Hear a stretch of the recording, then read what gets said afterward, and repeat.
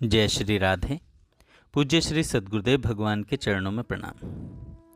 सत्संग के बिखरे मोती।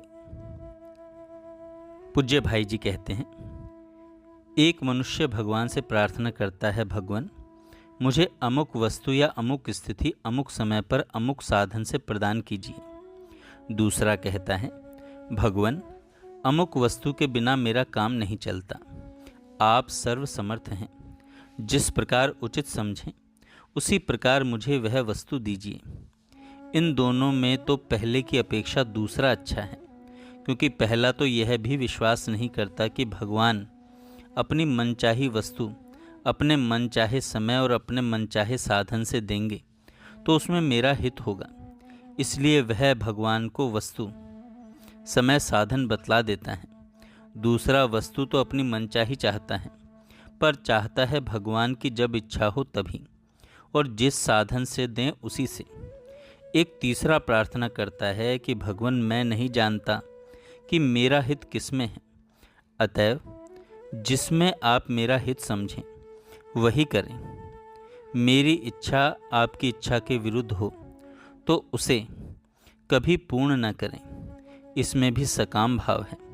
हम अपने लिए चाहते तो हैं, पर समझते हैं कि भगवान जो कुछ हमारे लिए सोचेंगे करेंगे उसमें हमारा अधिक भला होगा, इसलिए उन्हीं पर छोड़ दें।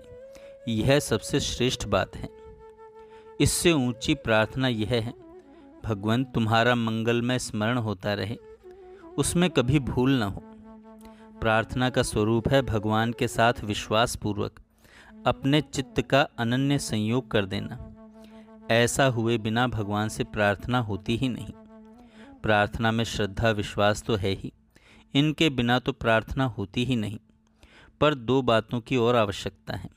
पहली, इतना आर्त भाव जो भगवान को द्रवित कर दें, और दूसरी, भगवान की कृपालुता में ऐसा परम विश्वास कि प्रार्थना करने मात्र की देर है, प्रार्थना करते ही वह कृपालु भगवान मुझे अपनी सुखद गोद में ले ही लेंगे।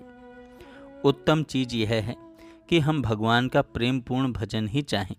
हमारा कल्याण हो या ना हो, इसकी हमें परवाह ही नहीं होनी चाहिए। भक्त का सर्वोत्तम भाव यह है कि भजन को छोड़कर वह भगवान को भी नहीं चाहता।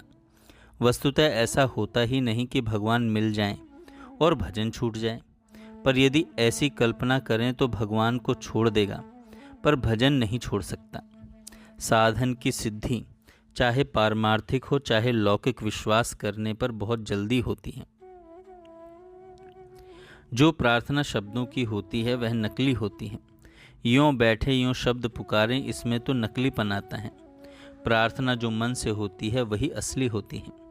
भगवान ही एकमात्र मेरे हैं, मेरे परम सुहृद हैं, अर्थात भगवान पर विश्वास और भगवान में अनन्यता। जहाँ ये दो बातें होती हैं वहीं प्रार्थना सिद्ध होती है। यह केवल भौतिक क्षेत्र में ही नहीं, साधना क्षेत्र में भी यही बात है। भक्त ध्रुव के जीवन में हमें इसका प्रत्यक्ष उदाहरण मिलता है। प्रार्थना से पहले ही भगवान उत्तर देते हैं, यह बिल्कुल सत्य है। भगवान के यहाँ योजना पहले से ही बनी रहती है। प्रार्थना करने पर वह प्रकट हो जाती है। यदि ऐसा न हो तो आवश्यकता के ठीक अवसर पर प्रार्थना करने से वह कैसे सिद्ध हो जाती है।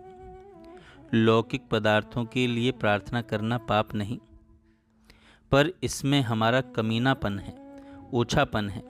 जो वस्तु जाने वाली है, असत्य है, उसके लिए प्रार्थना करना भगवान के विश्वास को, भगवान के भजन को कौड़ियों के बदले खोना बड़ा बुरा है। अतएव ऐसा नहीं करना चाहिए, इससे सदा बचना चाहिए। इसमें यह हानि है कि हम बहुत बड़े लाभ से वंचित हो जाते हैं। यदि हमारी पूर्ण श्रद्धा न होने से कहीं वह प्रार्थना सफल न होगी तो उससे भगवान के प्रति अविश्वास भी हो सकता है। अतः सकाम प्रार्थना से बचना चाहिए। भगवान के लिए भगवान की प्रार्थना करनी चाहिए। आपकी इच्छा पूर्ण हो, आपकी इच्छा मंगलमय है, पर इसमें यह बात न हो कि बिना मांगे अपने आप अधिक मिल जाएगा। तुलसीदास जी ने तो केवल दो ही चीज़ों के लिए भगवान से प्रार्थना की, आपका भजन होता रहे और आपके भक्तों का संग होता रहे, कि बार बार वर मांगहूँ हर्षिदेव श्रीरंग, पद सरोज अनपायनी भक्ति सदा सत्संग। जय श्री राधे।